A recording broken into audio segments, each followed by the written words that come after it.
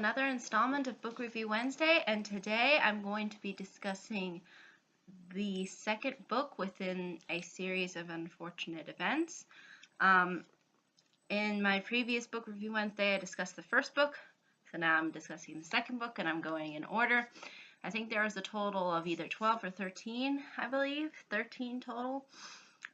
So I will be reviewing all of these books separately to sort of go over what each book ultimately has to say, and address sort of my thoughts about them. So, without further ado, let us discuss the second book within this series, which is called The Reptile Room.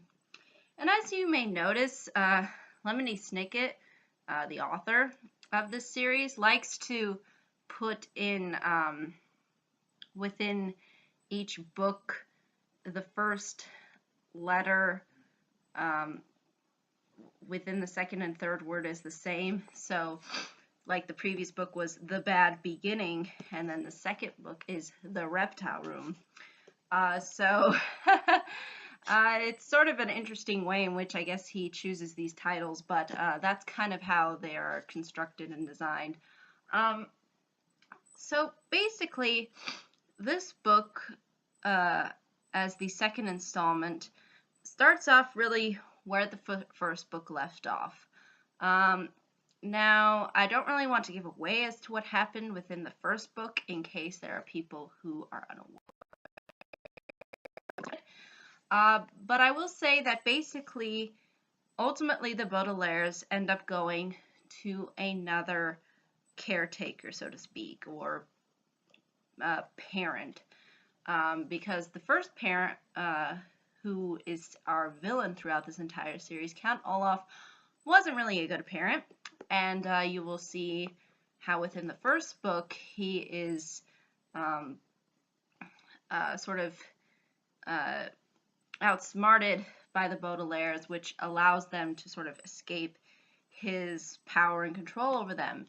And in doing so, they end up in the care of this other individual, and his name is Dr. Montgomery, or as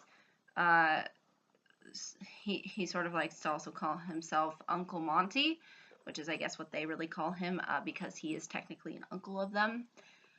And he has a certain love for animals, in particular reptiles. He has all these different animals throughout his place, and he also happens to have a giant snake, and that giant snake plays a pivotal role in the plot of this book. And I don't want to give it away because that would be a spoiler, but that's kind of why it's sort of called the Reptile Room, so to speak, because something within the Reptile Room plays a pivotal role in as far as plot. Now, unlike the first book that sort of provides an introduction and gives us a sense of the protagonist and the antagonist, this book sort of expands upon the sort of, I guess you could say, series of unfortunate events universe. And in doing so, we get introduced to new characters, in particular to this Dr. Monty. Now, unlike the first book that purely involved the Baudelaires trying to survive against the villain Count Olaf's power over them, in this one there's a little bit more to it, because now we have a plot that centers around a murder that ends up taking place, and I don't want to give away that murder because that would be a complete spoiler of this story. So it tries to expand upon things, and I also like the fact too that they try to go a little bit darker as opposed to the first book, which was pretty dark.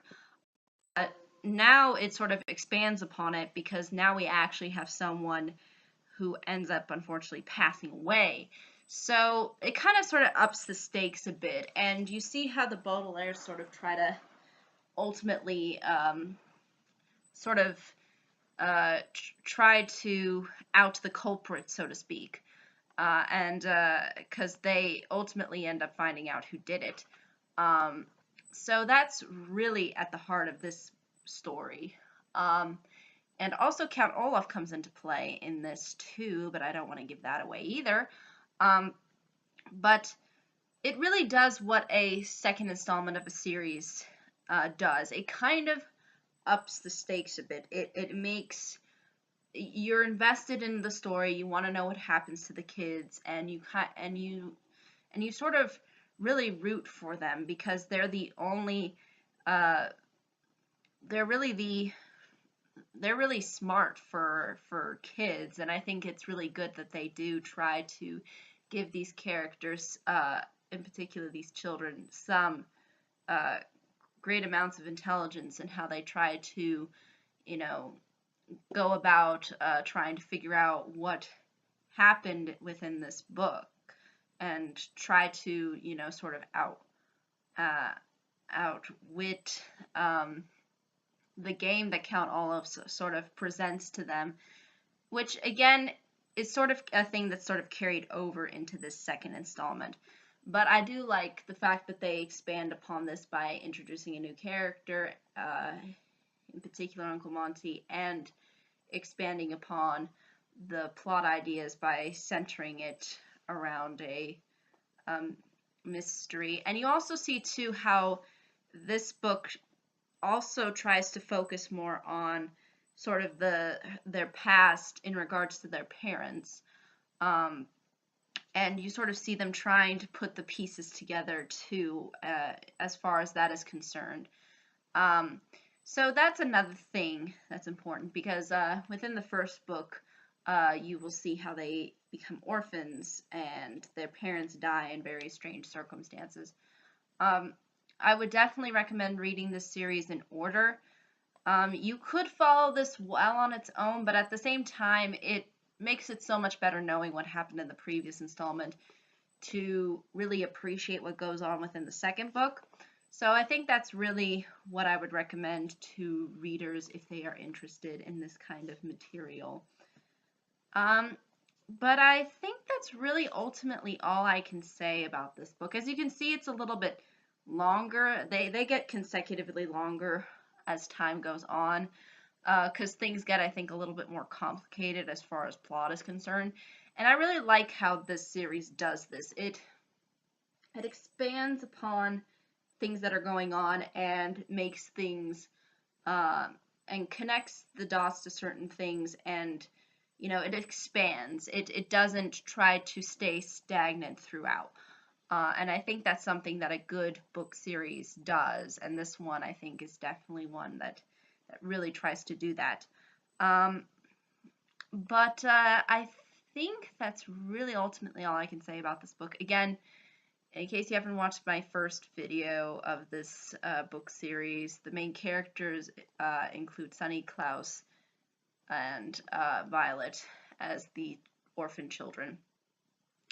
And they are really still the major focus and maintain focus throughout the series. But you do get to see how they kind of use their talents more. Like, for example, Klaus is very book smart. Sunny can use her teeth fairly well. And Violet is sort of a good inventor. So you see their skills, I think, being more utilized than maybe in the first book. And that expands also, too, throughout the series. But it's definitely a good, solid follow-up.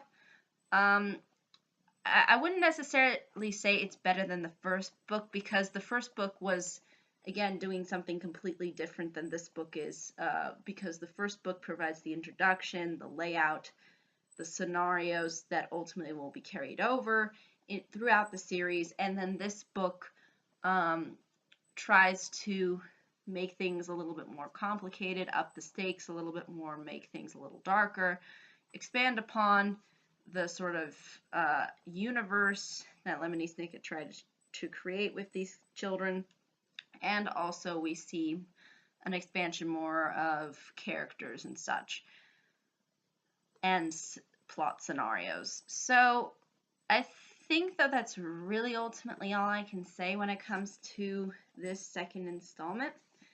However, if there are any questions, comments, concerns, I would be more than happy to answer them. Thank you so much for watching. I hope you all have a pleasant day, week, month, and year, and I hope to see you on the next video. Take care. Bye-bye.